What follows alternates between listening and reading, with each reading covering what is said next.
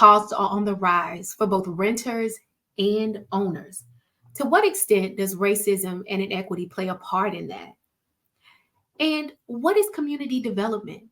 And how can that affect us when we are trying to address affordable housing for our people? And finally, what are some policies and strategies that we can stand behind and advocate for when we're talking about making sure that everybody in our community has a safe and affordable place to live? Well, I'm glad you asked because we're talking about it after the break. Brokers, welcome to another episode of Brokers, where we talk about the unbelievable ish this country has done to keep us broke. Now here are your hosts, Amber and Erika. Hey everybody, I'm Amber. And I'm Erika.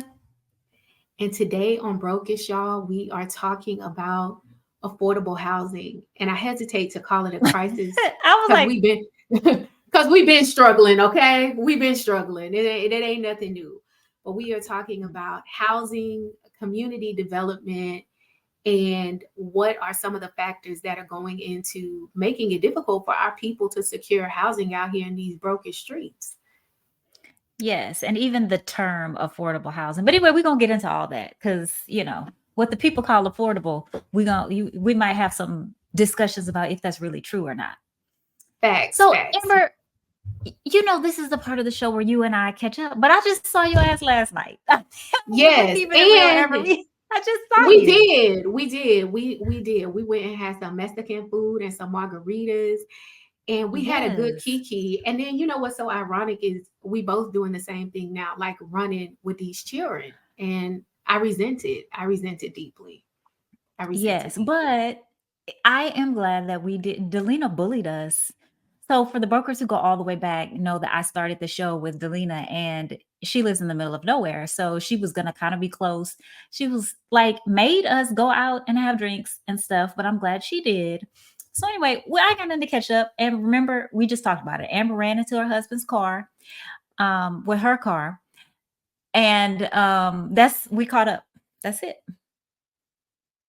Thank you for forcing me to live in my shameful past. But yes, that is where we are. And, tell Eden good luck at her band competition tonight, even though her mama is messy. See? Anyway, so Amber, why don't you introduce our guest for us? So today is exciting for me because I love it when Brokish intersects with my real life.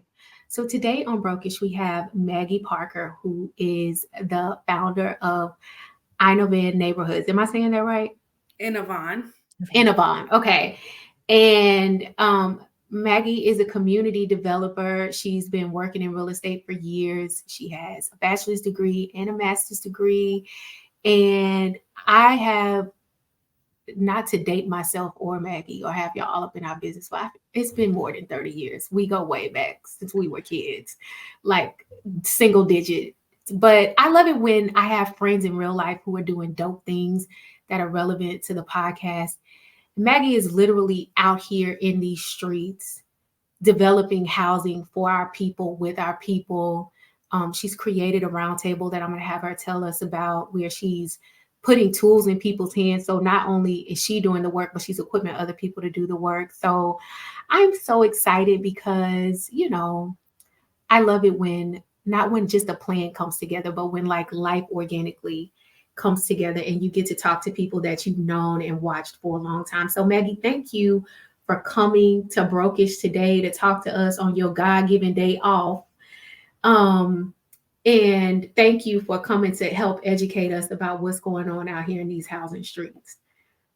No, thank you all for having me. I really do appreciate it. And it's funny because when you text me and you asked me to come on, I said, anything for Amber, because literally since I was probably 4 or 5, been following Amber around, and we switched schools. We started elementary school together. I followed her where she went to middle school, high school. So I've been an Amber fan for decades at this point. Same. Her whole family is dope. Like really out here in the community doing good work. Erika, make your smart comment. Come on. I'm just in shock. So Maggie, did you know Amber back when she used to be saved? Like, is that how far this goes? Like, how far does this relate? It sounds like it.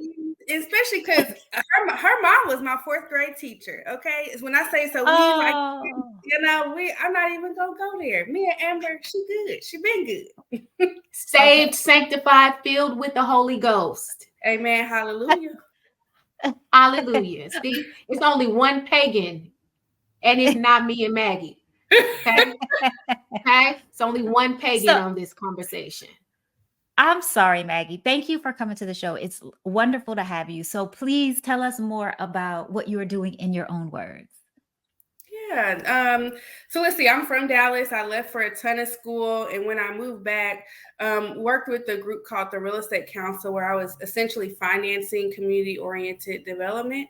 And I think that's kind of key to how I think about a lot of this work. Is like, how do we get a lot of the creative financing dollars into projects? But while I was in that journey, school, all of that, I had a mentor that said, you actually want to be a real estate developer. And at that point, I was like, no, I don't want to be a developer. Like in planning city world, developers are the devil, right? Like they're ruining cities and all this other stuff. But what he instilled in me was that these are the folks that like have a ton of influence around what your cities look like, and how people relate to that.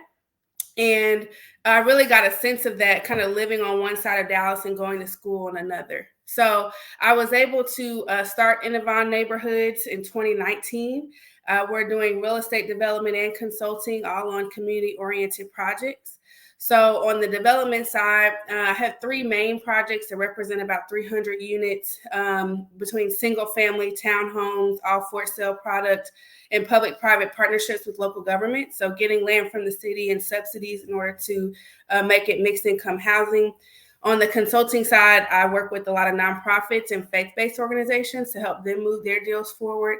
And then, as was mentioned, I have an initiative called the Community Developers Roundtable, working with developers of color who are already doing amazing projects across the city, and raise funds to help them increase their existing capacity. So that's the short version, but I'm having a good time and enjoying being back in Dallas and making an impact. Yeah. So one of the things I heard you talk about when you were doing that, when you were doing your intro, was creative ways to get funding. So you mean to tell me that, people not just throwing their dollars at affordable and mixed income housing? You mean you have to like put your thinking cap on? This is not a popular thing to do? It's a popular thing to talk about, but to actually get it done, yeah, no, it's few and far between of those who can do it successfully and are doing it successfully. And honestly, I tell people, like, if a regular real estate deal takes 2 years, anything that like is affordable housing or has some sort of community component, add another 2 or 3 years to that. Like the level of complexity increases because of the variety of sources that you have to bring to the table in order to get these projects done. So, Maggie, you talked about at the beginning, and I'm probably one of these people who think about real estate developers as the devil, right? It's fine. And so talk to us about, if you could talk to us about like maybe those general perceptions, and then how you carve out a space in this work that's different because you're trying to do something different.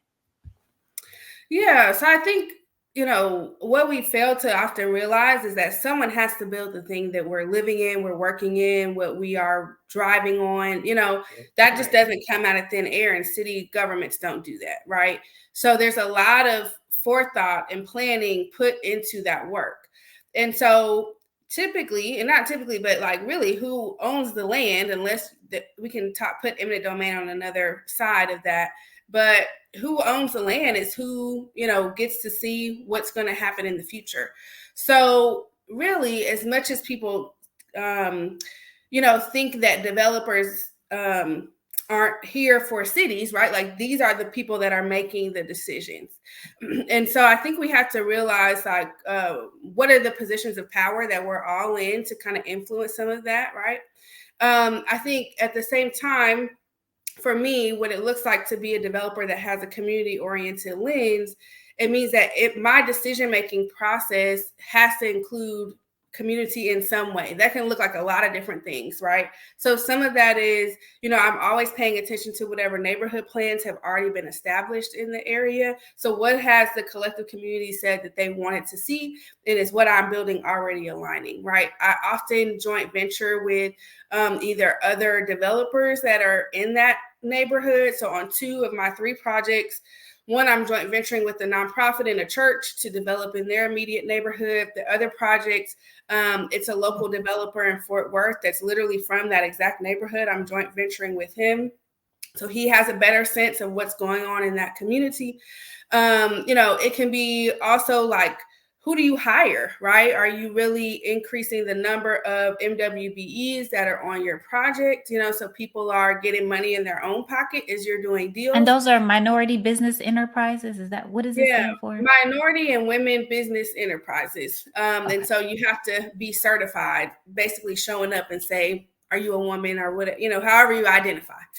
And then, it can be the source of capital, right? So there's ways where community members can invest in the projects that are going in their own neighborhoods. And when you see that level of appreciation, if someone else is going to make money, why not people who are living down the street also make money? So I think there's a lot of different ways that I think about what does it look like to do this work and have influence over what's happening in cities, but really include the community in the process.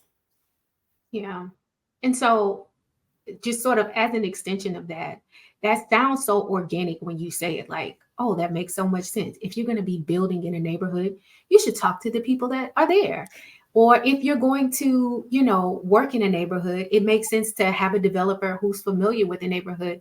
Why historically do you think those things haven't happened, particularly like in our communities? Because it seems not just organic in terms of putting product there that's marketable, but it seems like that would also be profitable as well. Like if you know who's there, if you know the market, you would make more money. Like, why hasn't that always been the case and been what's happening? Yeah, a couple of reasons, right? One is, we just know prejudices and racism that exists, right? And people really undervaluing the voice of people that live there. And so when that happens, then, you may see somebody living there, but you could really care less about their opinion, right? So that's kind of what's happened historically. But I also want to add to the fact that it actually costs money to go through this process of working in community. And when I say it costs money, it costs time, right? And I can literally put like a day per day value, because I have to pay interest on stuff, of what it takes every day that something is delayed, right? And so I think that when we think about how much time it takes. So for instance, I have a project where, because of some of the community feedback that I was getting or political components of the deal, it was another 18 months, that was added to the project. And so, yeah, that costs money. So I think that there's, for a lot of folks, once they own the land, and you probably already have zoning, so you're doing it by right. You're doing it by what the city has said that they could develop. Why add more time and cost to your project is what most people are going to think. And Amber, can we talk about the fact that there are probably many developers who don't want the people who are currently there to be there, right? So why would they partner with them in terms of building something when many of them are purposely building things to displace the folks that are currently there? So, and to that end, Maggie, can you talk to us a little bit about what you see in your work around gentrification and how, like, what that means to your work and how you move, given like all of us hear so much about gentrification, right? In all areas of the country, everywhere. So if you could just talk to us about that. Yeah, so I'm going to get real macro on this and then come back in. So for me, when we think about the histories of cities and how cities work, it changes, right? Like the downtown is the hot spot in 1 decade, and 3 decades later, the suburbs is the hot spot. And we can see that over hundreds of years in various cities, countries, whatever, right? So this common phrase in real estate that's like buy low, sell high, that means that at some point there's going to be an area in a city that is undervalued because people are moving. And so what that means is that when we talk about this conversation on gentrification, it's honestly, in my opinion, a natural part of cities. People are going to move to other areas that they at some point find more or less desirable based on their income.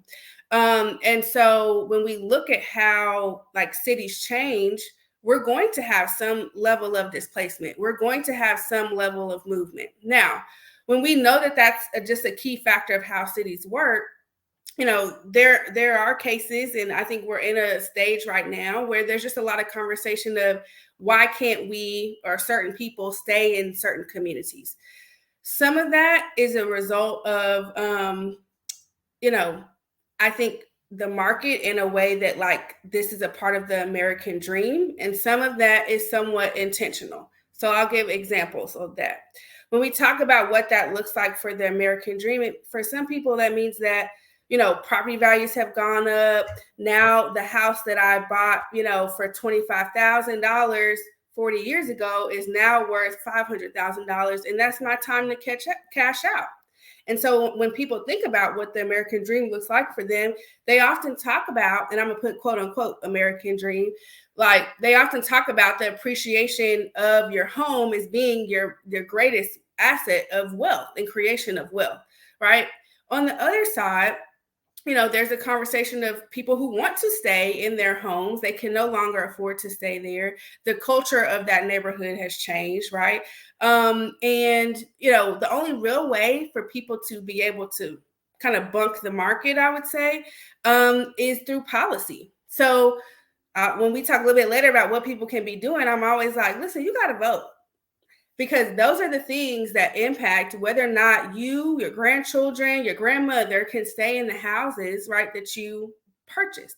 So I think this broader conversation around gentrification to me comes down to a couple of things. It comes down to how cities move and work. Some of that is just natural reoccurrence of just how people decide to move around, where they decide to buy, the nature of real estate and the overall market. Some of it is, how we think about this capitalist society, where does our wealth come from? And some of it is decisions that we make and how we prioritize and value what we want our politicians to be doing in order to keep people in houses. So I know I took you a couple of different places, but that's a couple thoughts. Do you think that on the part of it where, because I do understand sort of what you're talking about, is just some of it is just a cyclical, like it just happens, because people go where things are hot. But I wonder, have you seen in your work where there are things that people do nefariously to intentionally drive certain things in certain neighborhoods? Like I know, for example, I remember when we were in high school, my dad taught at Edison Middle School in West Dallas. And I remember like I would have to take him to work in the morning and then go to school. And I would look at what was happening like around West Dallas, which was a very impoverished area, struggling, a lot of crime. And I look at it now and it's like everybody wants to live in West Dallas, right? Like it's like hot, all these townhouses, all these beautiful little, homes are popping up. And so sometimes I look back at what I saw 20 years ago and I wonder, was some of that sort of driven intentionally to get things to like a rock bottom place so that this day would come? Do you know what I mean? Like, do you think there are sometimes ways that people intentionally like encourage patterns of crime, patterns of like condemnation, because they know what's coming down the pipeline and they have financial interest in sort of taking over and driving up values in certain communities to displace the people that are already there? Oh, for sure. That's definitely a strategy, right? Like to buy and hold.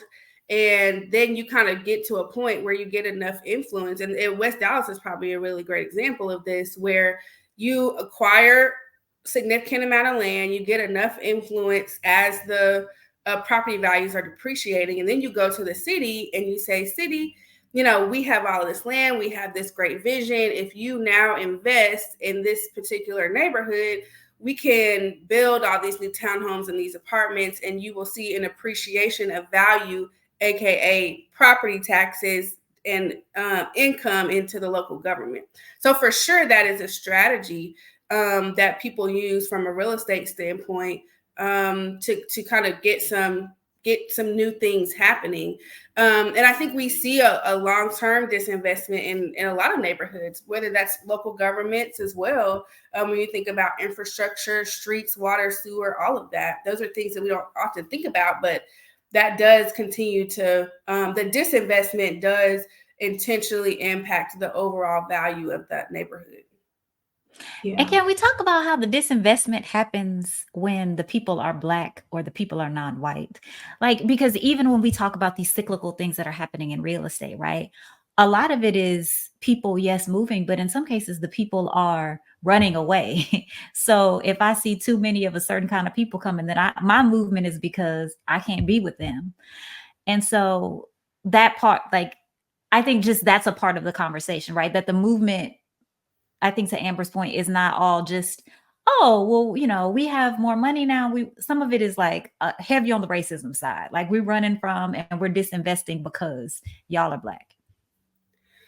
Well, I'm going to play devil's advocate a little bit, because Black and white folks do that. People of color and those with, like, as you gain access to additional income, we're people like us move, we out in the burbs. We don't want to be by those over there, right? So that NIMBYism, so that not in my backyard conversation is really across race, across and across like different factions of our community. I really think it's more of a socioeconomic component, right?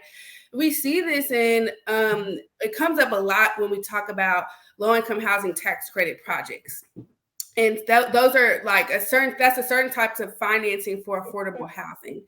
And I tell people all the time, I said, it's people who live in the wealthiest of neighborhoods. They can be in Highland Park. They don't want affordable housing. And they can live in some of the raggediest apartments in whatever neighborhood in Dallas. And they still don't want affordable housing in their area, right? So I think there's a stigma that, that can be racial, and it can also have a socioeconomic component. And I think we're seeing that, especially as more people move here, that thought process crosses different neighborhoods as well. 100%. No, I was just going to say, I remember actually, maybe a few years ago, you and I were editing together, and I heard you having this conversation. And the reason I'm bringing it up is because I think sometimes when we have these conversations, we forget that Black people can be complicit and often are complicit in anti-Blackness in the same ways that white people are. And I remember we were talking about that in Oak Cliff, where you were talking about how there's so much positive things going on, like in Oak Cliff right now, which is another area of Dallas that has historically had some ups and downs. And but again, it's on the rise. And you like people who are Black and doing well, you can't even have a conversation with them. Like it's almost like a non-starter. Like, oh, come back and buy a house in Oak Cliff, or we buy into certain thoughts and certain negative things about ourselves in the same way white people do. And I think that is a huge takeaway from this, especially when it comes to real estate, because Black people have drank the Kool-Aid about the American dream too. And I say this while I'm sitting in my house in the suburbs, like what it looks like. And we do the same things and we engage in the same patterns. And I do think that is a very powerful point to realize that we are partakers and we often are contributors to the very anti-Blackness that negatively impacts our communities in the same way white people are. And that is, if you don't take nothing else away from this, that is a huge takeaway. Well, and I guess the difference for me is that so for example, we know that I think the percentage is like 30%, and that's sort of the tipping point. If you have more than 30% Black people in the neighborhood, that's where things start changing in terms of property values going down, white people not wanting to live there. Like that's the threshold when things start to happen. So I think it is different to say that Black people might be trying to make different moves because the financial interests are different for them versus white people just historically, based on research in many ways and many times, just don't want to live in community with Black people, right? So I think it's different because the motives can be different. So absolutely. Do we want to move to spaces, wherever those spaces are, where we think we're going to have a better quality of life, where we think our children are going to have better access to better education?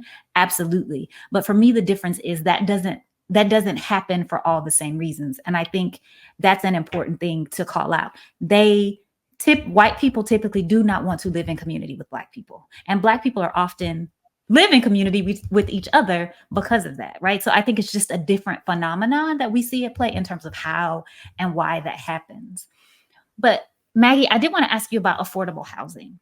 So I hear a lot about that conversation. I was just reading an article last week talking about affordable housing in Oakland, for example, and they felt like they were just actually getting housing that people could actually afford. And I think the term gets thrown around, but the amount of money that people still need to make in order to afford affordable housing is sometimes a barrier that is very high.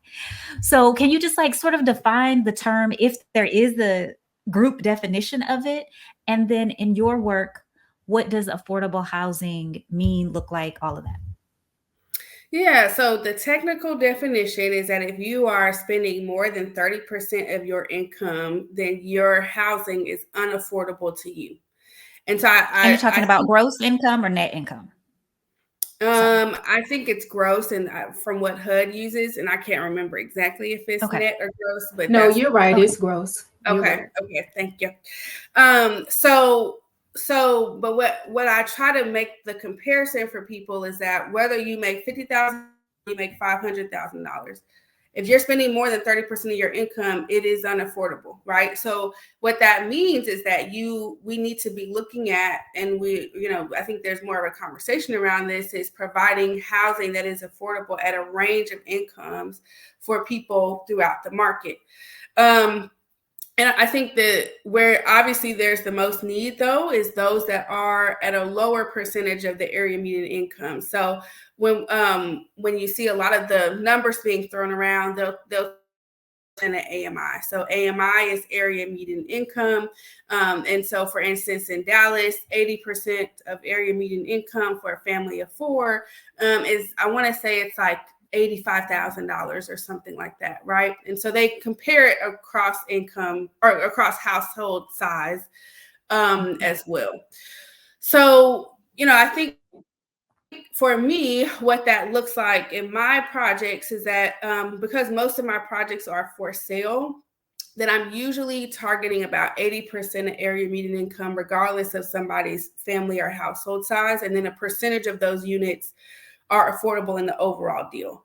So, for example, I think in my two of my deals, we at least have 40% of the units that are for sale at 80% of AMI. So what that means is that somebody has to have a certain level of income in their household to then qualify for that housing, and they go through the process with the city to get additional subsidies and things like that. So, that the types of subsidies and levels of affordability vary as you kind of get into different projects. So that's kind of with the LIHTC deals, or you can look at permanent supportive housing, but there's a range of what that looks like in the income levels that people target in their projects.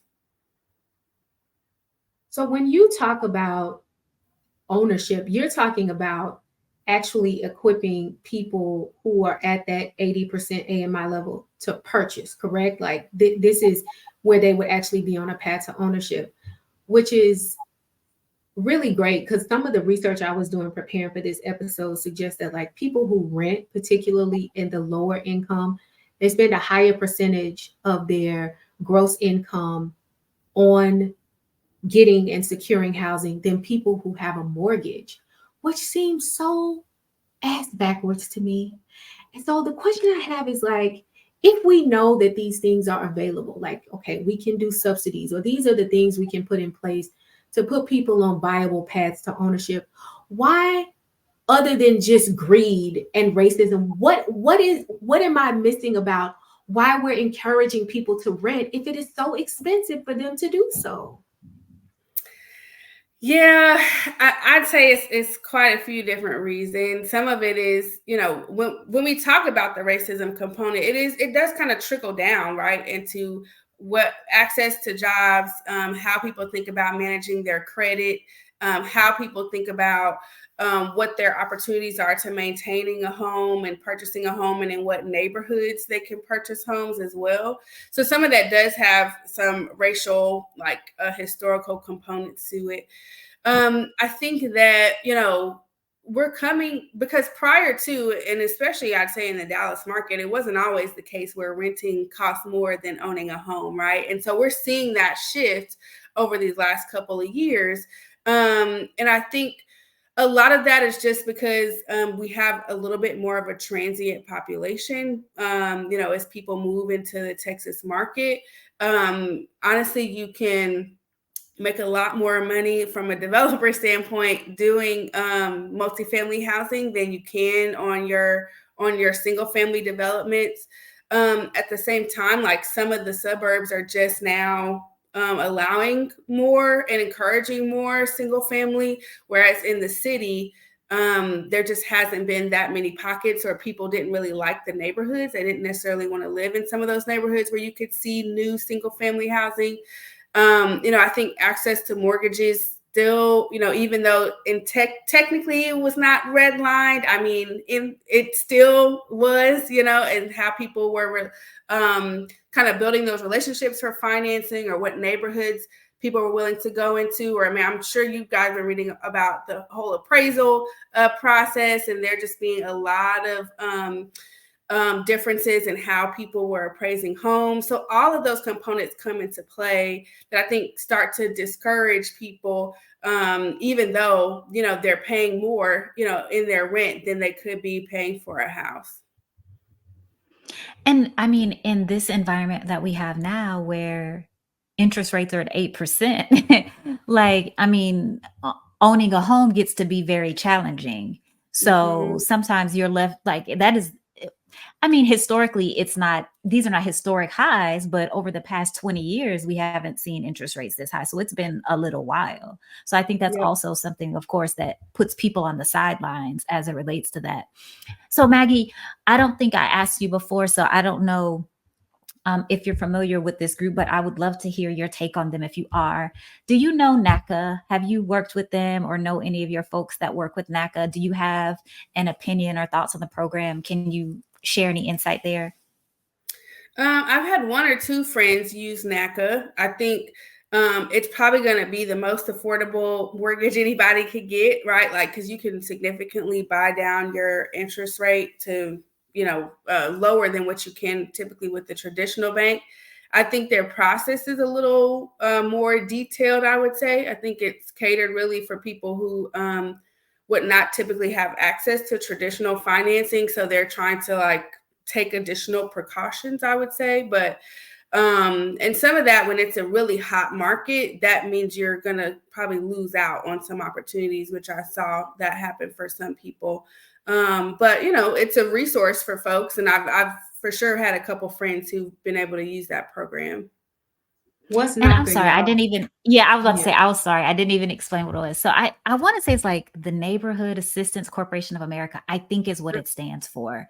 But anyway, they are a nonprofit and they work with people to be able to afford homes, but it's like no closing costs. The interest rates are like they can have interest rates below market. Most of the time they have interest rates that are below market. Like Maggie said, you can actually save money to buy down points. So you can even get your interest rate lower, right? And so what they do is, let's say that you've been paying rent of $1,000 a month on a place.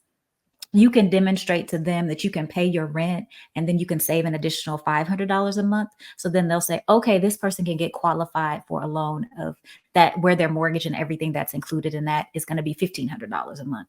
But you have to work with them for several months, right? It's not a short process. So that's why Maggie was saying, like, if you're trying to like jump on a house that just came on the market and you're working with NACA, it's probably not going to happen because you would have already missed it. But I have seen people who have had success working with the program in terms of with them helping people to really understand the home buying process, to really make sure they have enough money saved for all of the incidentals that we know happen after you actually get into the house. So I was just wondering, on the ground, as somebody in real estate, if you've seen people who had success.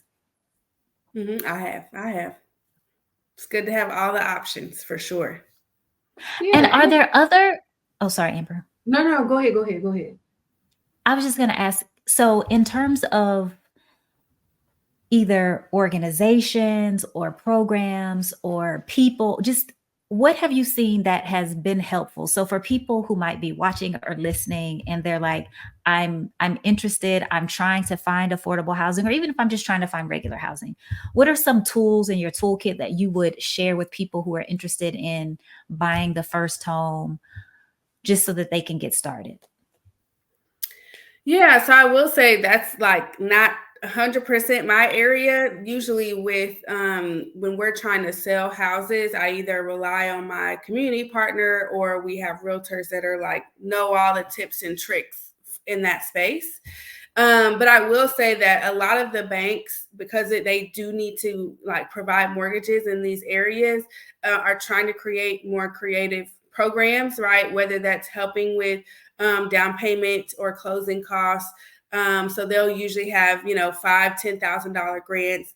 The city of Dallas will have grants, I think, up to 40, 50,000. They could, I think maybe in some areas they can go a little bit higher. Really? Yeah. See, this is what I'm saying. I never heard of this before. So Yep. And then they have, and that's usually capped at a certain income. But like if you're like a first responder or a teacher, then they can do probably a little bit more, and you can have been making more money. So those are some of the programs, but I'll say that's not like, I'm not a whiz on all that stuff. But there are, I'd say the banks and for sure the city and the county as well. And on the flip side of that, like in addition to preparing people to be homeowners, I know one of the things you're doing is helping people who actually want to get into the development space, who are Black, who are non-white, who have the same access limitations on that side of it. And so my question to you is, what do you say to people who are saying, I want to do real estate in a community conscious way, but I can't find financing, or I can't find a mentor? Like, why is it so important to have people who are doing it differently doing it? And what do you tell them to help them get integrated into the space and get what they need to be successful? Yeah, I mean, I literally just had this conversation with somebody yesterday. I think there's a lot of us who, when we think about how neighborhoods change, like real estate is a great tool to do that. And, it's not easy. And it's additional work on top of just like a traditional real estate deal. So I think there's, getting some of those, that training and relationship building. There's a couple different organizations. The Real Estate Council, where I used to work, has a real estate boot camp for kind of early start developers, for nonprofits who are in the space. And those are all free resources. Another group called Capital Impact Partners has an equitable development initiative. They're doing a ton of training. And then, as you mentioned, Amber, I started an initiative called the Community Developers Roundtable. So that's kind of probably the next stage of developers who are already doing deals. So, again, just creating a community of people who are already interested in doing this work. I think part of with the roundtable is just building those relationships with the lenders who actually want to be providing capital, because that's not the case for everybody. As much as they say they want to be in community, like you need to have done some deals in this space. Often I refer people to what's known as a CDFI, so a community development financial institution. And so those are, groups that, are going to have more flexible terms. Their interest rate may or may not align with the market depending on their source of capital. But for sure, the terms are going to be more flexible than you would get at another lending institution. So those are just some of the resources I'd say. I think, and finding a mentor and just kind of getting some experience, it really is about, that's in any industry, is that building that network over time and just kind of finding the people that work alongside you or that you kind of want to be working alongside. Let me say that.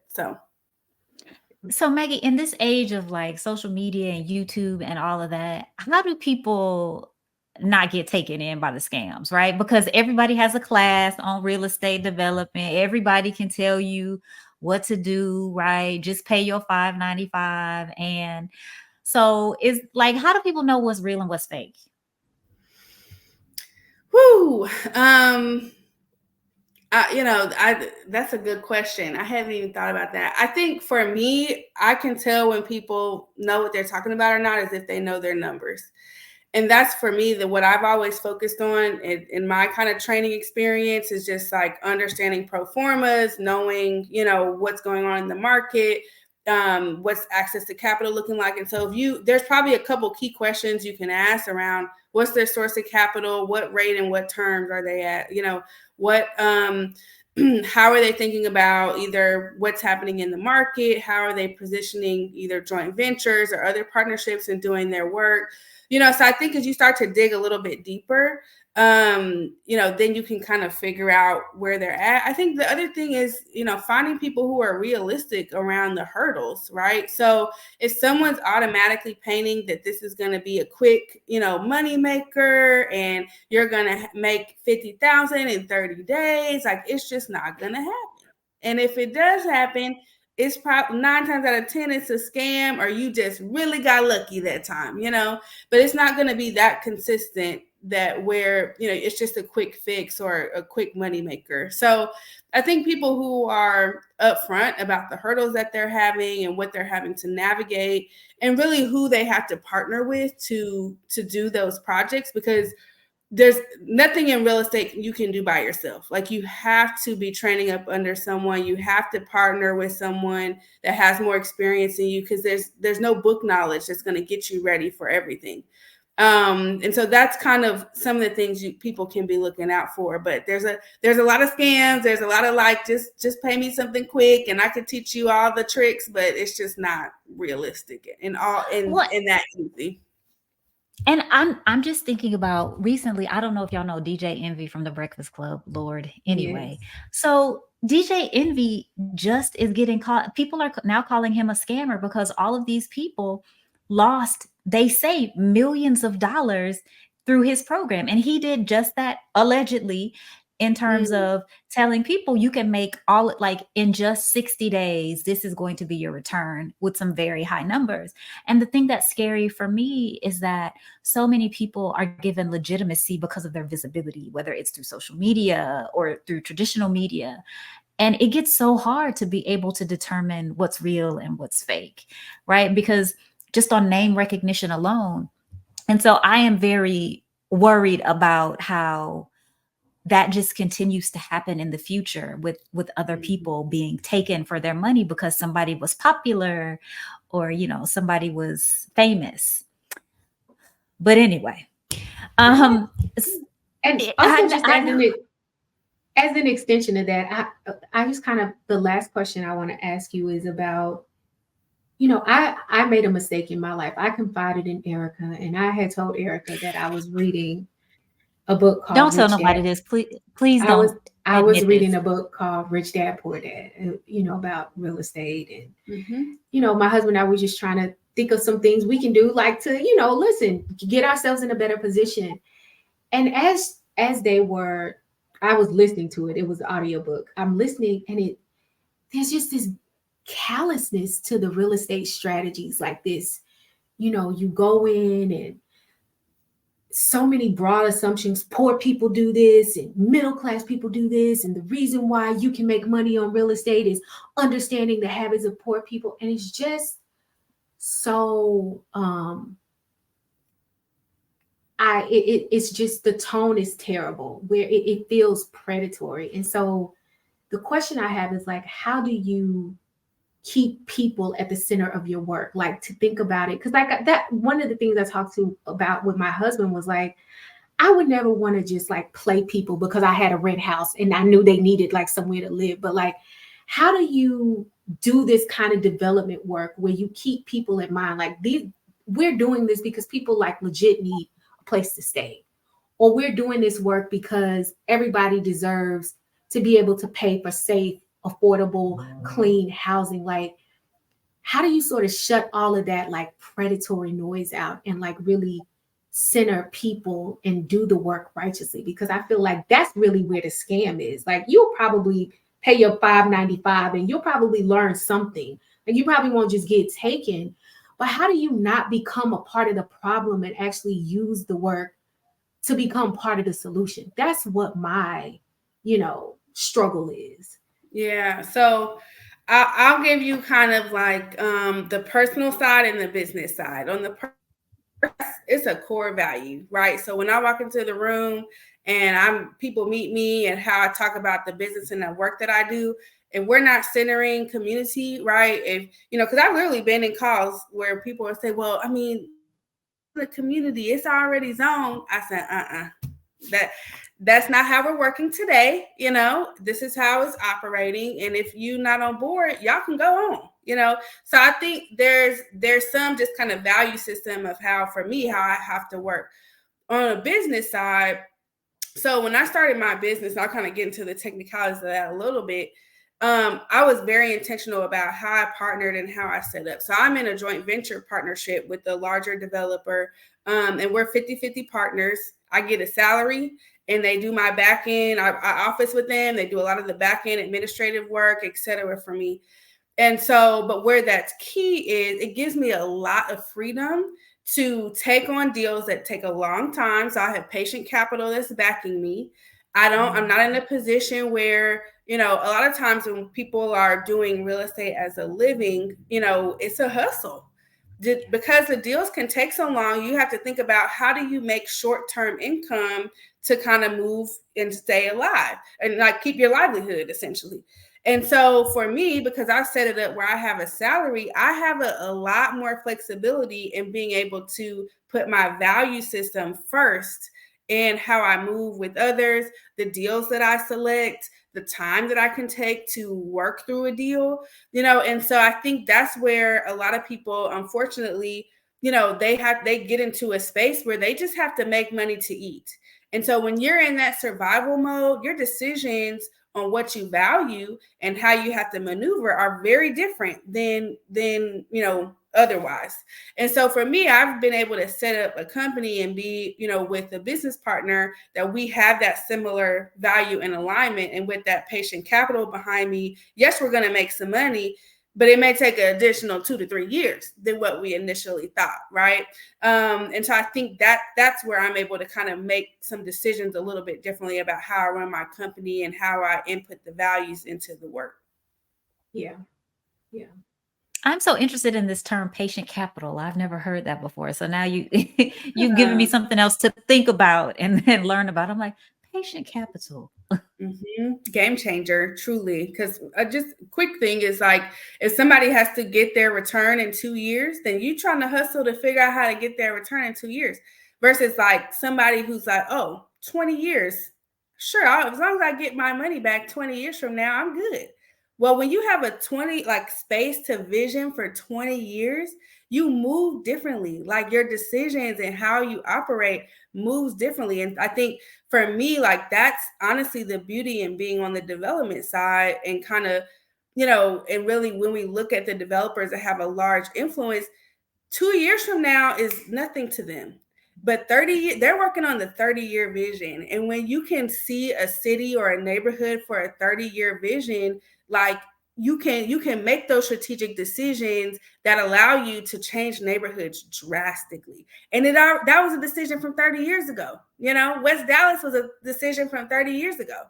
But now we see the fruits of that, right? And so we obviously will have different perspectives on what that looks like, but those were intentional decisions from decades. And so how do we position ourselves? And this is why I'm passionate about my work. I want to position myself and others to make 20 and 30-year decisions because that's how our neighborhoods change. Yeah. Wow. I'm just thinking about like all the people who, everybody's like, get into real estate, get into real estate, get into real estate. And they're doing it because they're doing it and trying to eat at the same time. And how that can, for so many people, can never happen. Right. I mean, and so many Black people especially are doing this because they are trying to fill their bellies and have to make decisions that are not necessarily optimized. Mm-hmm. Wow. I had not even thought. So, but really fast, I did want to ask about policies, because I know we talked about that in the beginning in terms of policies that are out there, things that for those of us who are inclined to vote and doing that, things that where should we putting our focus? Where should we be putting our focus? Yeah, so when it comes to addressing affordable housing, capital is always the number one thing. So if you're in city of Dallas right now, we're looking at doing $200 million for affordable housing in the bond, right? So I think whatever jurisdiction that you're in, seeing where either that's through the bond or some other component of capital from that local government can be used towards affordable housing is always going to be number one. I think second to that, there's things around tax abatements in certain neighborhoods. And so what that does is either freeze or reduce taxes in certain areas so that people can continue to live in those areas. That kind of helps with policies around gentrification. There's typically there's going to be some sort of funding with the low-income housing tax credit deals, or I'm blanking on this other term that I want to use, but basically there's ways to kind of in the budget or with like how certain fees get reduced that then promote affordable housing. And I think in being in that space, and when you vote and get out, get politicians that see that as a priority, then that really does become influential. The other thing I like to say, because I know, I'm big on voting, but everybody's not big on voting. But the other thing I think is super important is being very involved in your neighborhood association, right? Go to the community meetings when the whoever's involved, is talking about the park or talking about the roads or things like that, because that's also who they listen to move certain projects along. And sometimes these developers who want to do affordable housing, they get a lot of pushback, right? And if they literally just had one voice in the room that said, no, we actually need this project in our community, that can change, is a game changer for the trajectory of deals like that. So I think there's also some just kind of locally staying engaged in what's happening in your neighborhood also is a big influence on what can occur and how we can bring into our communities.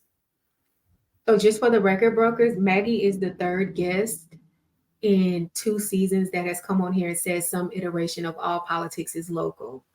Like, for those of you who are jaded by the national politics scene and all of those things, it's all local. So that's literally the third person who said some iteration of that to us in like the last 12, 13, 14 episodes. So it's all local. For sure. It's true. Mm-hmm. Mm-hmm. So Maggie, thank you for joining us today. Where can the people find you out here in the streets? Where can they learn more about what you are doing? Yeah, thank y'all for having me. Probably most active on LinkedIn. I'm a little old school there. So Innovan Neighborhoods or Maggie Parker, you can find me on LinkedIn. And I am on Instagram with Innovan Neighborhoods as well. And Innovan is INNOVAN and Neighborhoods with an S. So looking forward to engaging with everybody. Yes, thank you so much, Maggie. And I'm so proud of you and so happy to watch you just like do righteous work and change the footprint of our city. So thank you so much, and just keep doing what you're doing. Appreciate y'all having me, and always good to see you, Amber. You too, boo. So Amber, tell us what the homework is for the people. So I am going to challenge all the brokers to get involved in your local neighborhood wherever you live. The next meeting, your next HOA, get on the Facebook group if you're not in the, now don't get in the toxic Don't group. join the Facebook group. Don't join. But go to your neighborhood meeting, and then I want you to get on Brokish on either IG or Twitter. Send us a message and just let us know what your thoughts are and what you're going to do moving forward. But that's a challenge to myself as well. We got a meeting coming up in about a week and a half, and I'm gonna go. I'm not gonna lie to y'all. I'm going because they having a food truck, and you get a coupon to get some free food. But I'm going. We're not doing And, this today. and We're I not want doing y'all to this go to. So just go to your neighborhood meeting and then come back and talk to us on the internet about what it was like. All right. I think that's decent homework. Thank you for that, Amber. And brokers, I think we all have to know that the place we live is really at the heart of community. And so it is wonderful to be able to approach housing, whether it's from the perspective of a developer or a resident, from the perspective of community. So I think let's keep community at the center of all that we're doing. Let's keep our mind focused on making sure that the decisions that we are making for the benefit of those that we live in and around and in community with. And let's remember that we don't have to be a part of the destructive forces that are seeking to bring us down, that there is always a different and a better way to build the communities. I've said that word 18 million times, but to build the places that we live in. So thanks for joining us. We look forward to catching up with you on the next episode of Brokish. All right, good people. Thanks for listening to Brokish. For more episodes, visit us at brokish.com or subscribe, and Brokish will get direct deposited into your favorite podcast app on the 1st and 15th. Share Brokish with your friends and join the conversation on Twitter, Facebook, and Instagram. Music for Brokish is Come Get Some by Blank and Kit. Until next time, goodbye and good luck.